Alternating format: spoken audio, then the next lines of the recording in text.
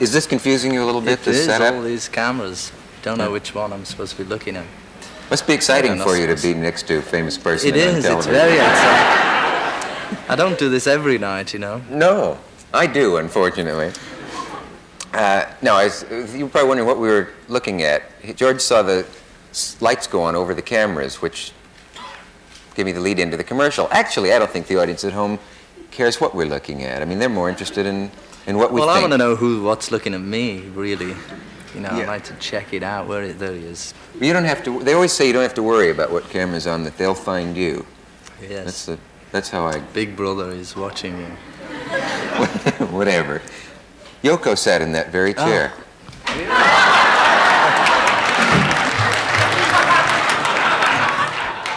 Well, I bet many people have sat in this. Well, a lot of people have sat in it, but I was just. I saw the show. It was very nice. Did you see that? Yeah. Yeah. There was one thing they forgot to plug, so I thought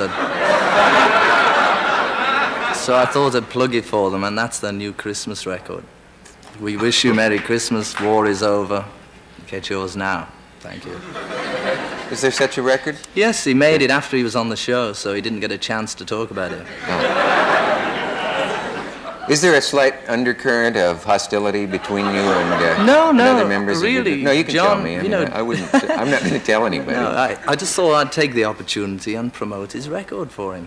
Mm-hmm. War is over if you want it. Happy Christmas. Yeah. And Apple Records. Well, are you in any sense in contact with each other? Yeah, I saw him last night, actually, at the premiere of Raga, which is what we should talk about, maybe. Okay. But I mean, what did you say?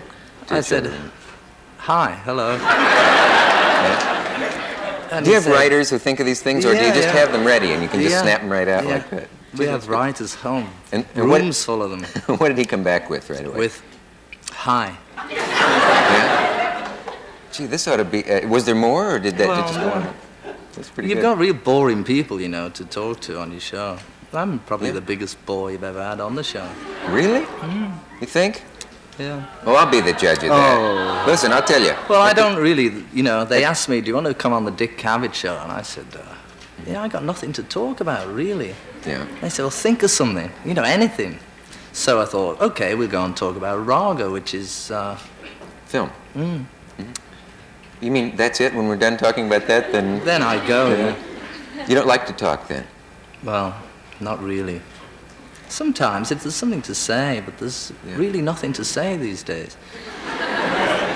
I have that feeling, too. People think that I must love to talk and that I would love to go to parties and yak my head off. And I could go for months without talking. Well, you talk every night, don't you? I know, and I've never liked it. I mean, I don't crave conversation. I could sit in an empty room for days and days. I'd have to leave occasionally, but not to talk. I mean, in other words, I don't have a terrific appetite for talking. The reason I'm rattling on like this is that you've just frightened me by telling me that you don't like to talk. And I figure I may have to, will I have to fill then this last hour You of the just show? Talk and I'll watch. Okay, well, we will. Let's talk about the film. And then, before we get to that, though, since we may run out. Let's get to something else. When you... If you and John and Yoko do meet, though, you're not really gritting your teeth. No, we're good friends. Yeah. Well, all of that about her being the problem with the group, is that slightly silly that one woman could be so much of a problem? No, the group had problems long before Yoko came along.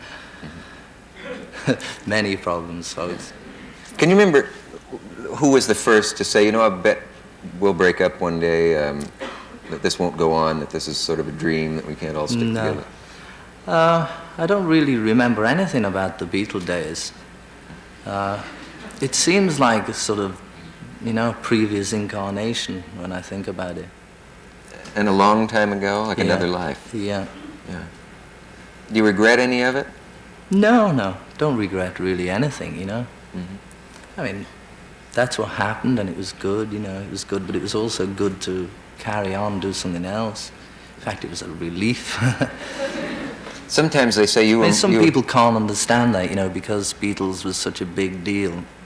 They can't understand why we should actually enjoy splitting up. But there's a time, there's a time when people grow up and they leave home or whatever they do, and they go for a change, and it was really time for a change.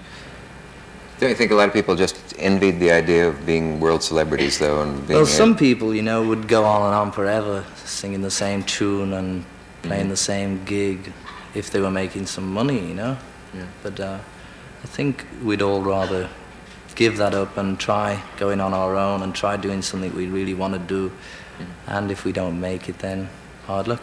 But as it happens, we've all got such a lot of goodwill hanging over from being Beatles. Yeah. I mean, you probably wouldn't have me on the show if I hadn't have been one. Let's face it. No, you wouldn't get here on looks alone. We will return after this message from wait a our local minute. station. Just because that comes on doesn't mean you have to do it right away. Oh. Do you feel like doing it now? I just did it. Oh, right. Oh, I see. 4 or 5 minutes. We will. 4 and 5. He's right, folks. We will return after this message from our local station. See, when you say it, then you know.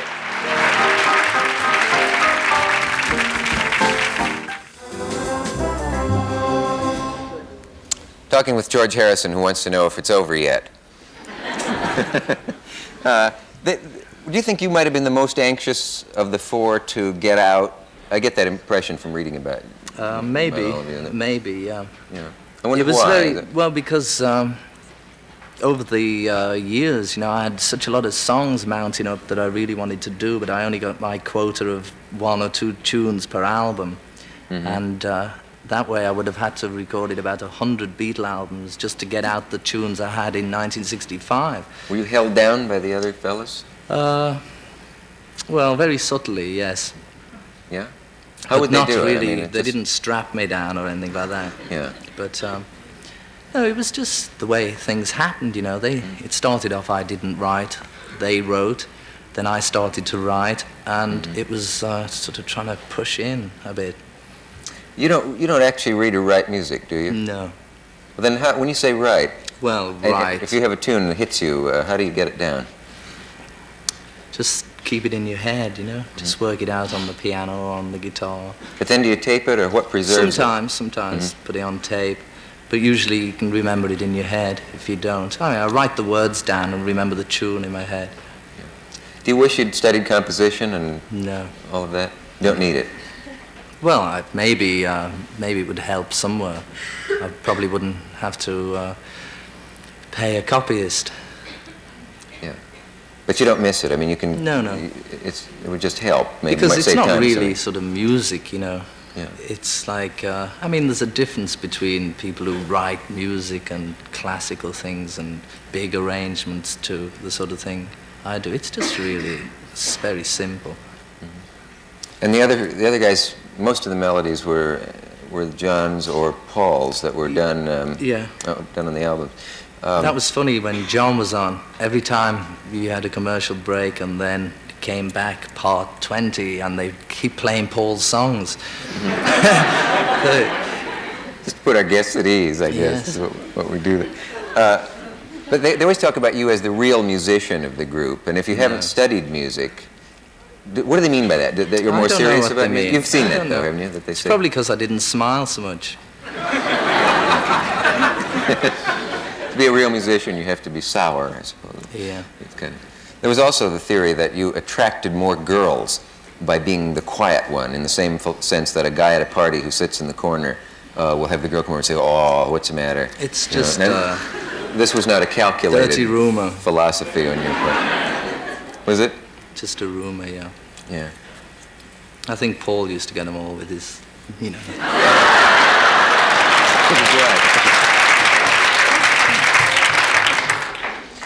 Do nerves hit you Oh, yeah, badly? terrible.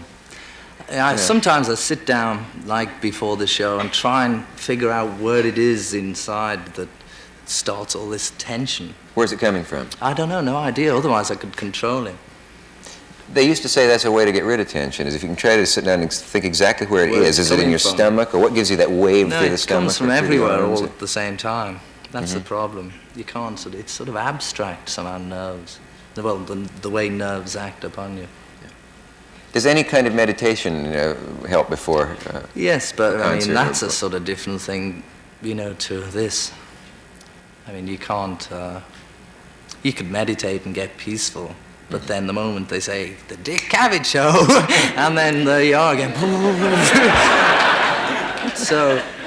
Does this happen when you're watching the show, or just when you're? Yeah. Yes, it does. Just thinking about it, you know. I didn't know. I've probably given you the beginnings of an ulcer. Yes. So, you wouldn't use meditation as a tool to calming you down as the most important thing. I think that's why some people go into it, though. They just say, I've tried everything. I take tablets. I mean, maybe I'm more calm now than I would have been a few years ago. I don't know. But it's still, there's still something about the idea of this, you know, Big Brother and all them people tuned in. Okay, what's he going to say? Yeah. Look at it. And so, you know, you don't... we have to take a station break. And what? And what else? And sell some more oranges. No, read the whole thing. And we'll be back. That's the important part.